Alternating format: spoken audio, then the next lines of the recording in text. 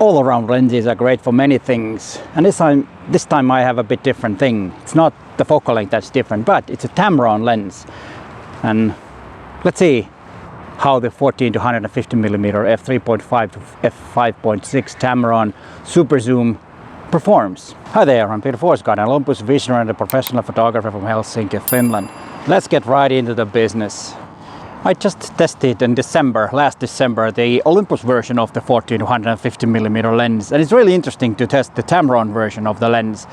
And this lens is not mine. I asked Focus Nordic, the importer here in Finland, Tamron importer here in Finland, if they have the lens, and yes they did, and they loaned the lens for me to test. And it will be going back after this test. And it's also very interesting for me to test different brand Micro Four Thirds lenses and something else maybe, because that gives me some kind of a reference point when I talk about M.Zuiko lenses. And if I only use M.Zuiko lenses, I would not know what is good and what is not, if there is something better, and you know what I mean. I get a kind of like a reference point. But let's start talk about the Tamron lens. I have the Tamron lens on EM5 Mark III body, my favorite camera for travel, and of course with the focal length range from 14 to 150 millimeter. I think this is quite a good travel combo.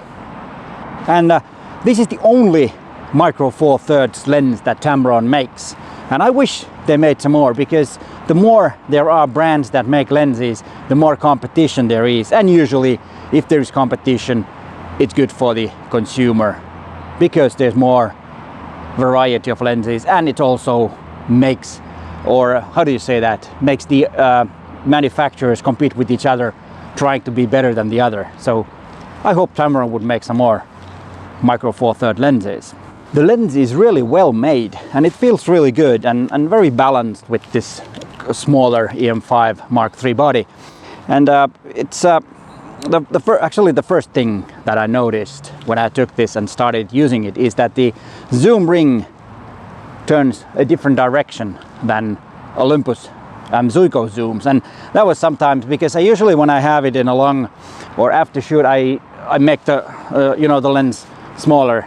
And when I used this, and every time after I shot, I made it bigger, so I needed to do it again. So that's something that you just used to. If you have Panasonic lenses, then you're used to zoom ring going this way. It's not a big deal, but in a fast situation, it might cause some troubles. It wasn't a big problem for me when I had this with me in Sofia, Bulgaria, where I was traveling, and I had this with me. I will show you images later from that trip. But that's one thing that's a bit different. Then it has a small lock knob here, so that when you lock it, you won't be able to zoom at all. Then you open it. It's not automatic or anything. It works. You don't need to lock the lens before using it, like the Olympus, one of the kit lenses, the 14 to 42 millimeter kit lens. You need to open first. This one you do not need to. Sorry about the words again. You do not need to open it, but it's a very good thing to, so that you can lock it. It won't turn the zoom at all. So if you want to use it as a 14 millimeter lens, then it could be possible to use it. Yeah, you can use it only as a 14 millimeter when you lock it. Let's see let's see. I actually didn't try if I can lock it, let's say, to 50 millimeter. No, it doesn't work. It only locks when you are at 14 millimeters. But it's a good feature for this lens. And the Tamron 14 to 150 millimeter lens comes with the lens suit, which is very good. And you can get it in two different colors. You can have this black version that I have, and then you can have one of the versions where you have some of it is silver color. And look at these images there, you can see what the silver one looks like. These images are from Tamron, no, not Tamron, but Focus Nordic website. But I usually like my lenses to be black, even though I have quite a lot of silver colored lenses, as you probably have seen in my other videos about lenses. But let's continue to talk about this lens and look at the specs here first.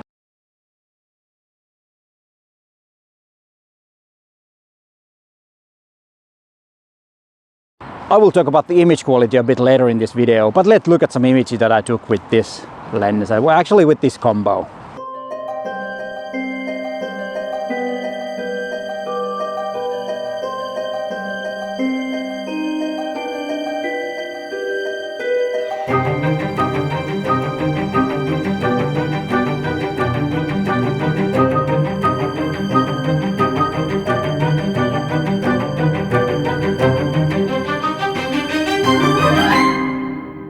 And as I said, the focal length is 14 to 150, and here you can see what the difference. Here is an image taken with the 14mm focal length, and this is taken with 150mm focal length. As you can see, there's quite a big difference, and that's why it is a really good travel lens. You don't need to, you know, swap lenses, or you can only have one lens if you need. The only downside of this, with this huge focal length and this lens being quite small, is that it's not very fast.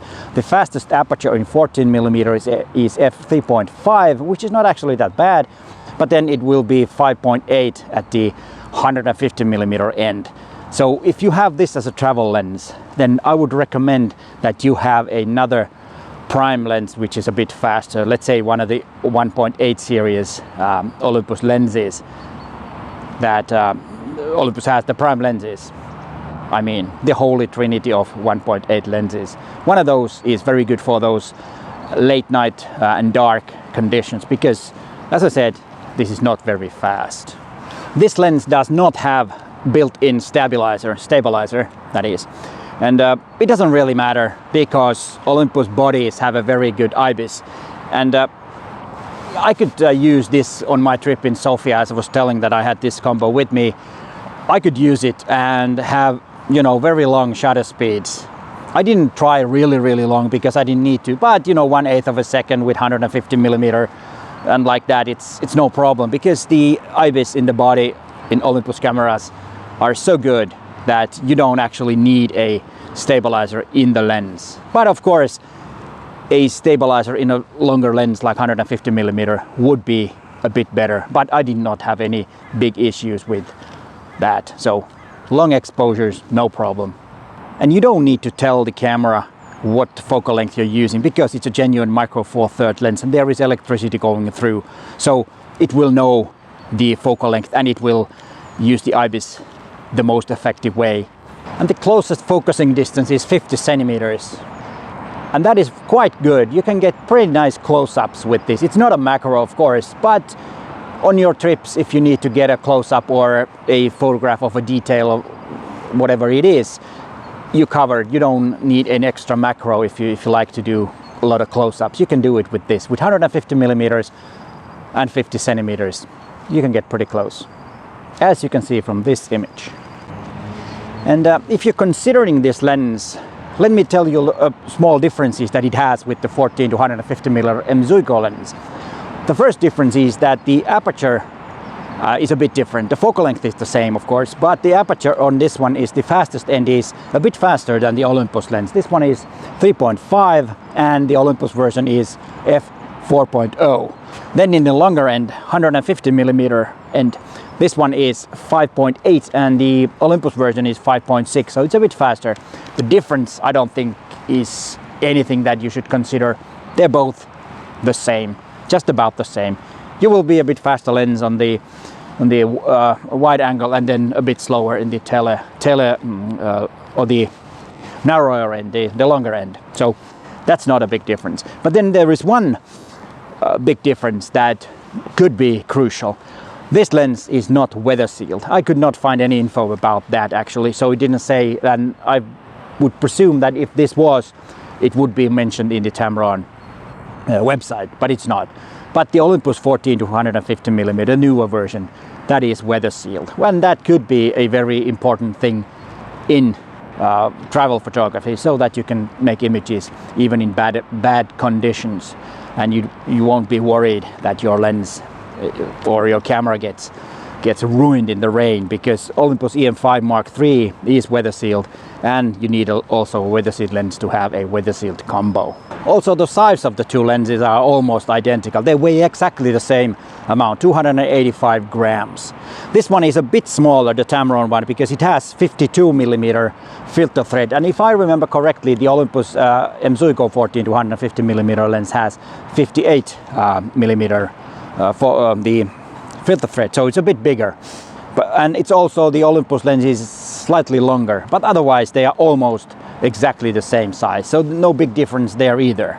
And let's look at some images from Sofia, and after that I will talk about the image quality.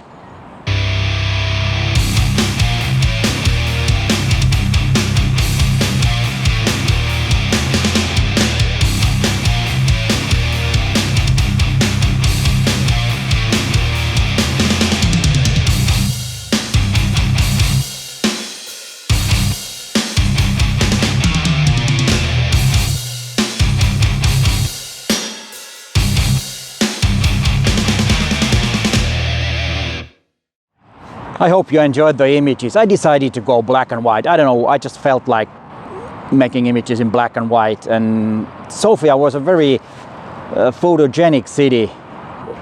I like that kind of places, which is a bit on the rough side. You got all these graffitis, and the area where I was walking around had a lot of graffitis, as you probably noticed from the images. And that's why I decided to go black and white. Of course, colorful graffitis could have been good too, but I decided that a bit grungy side, black and white images would work well with this subject. And what do we talk about the image quality? There's no big problem with the image quality, of course.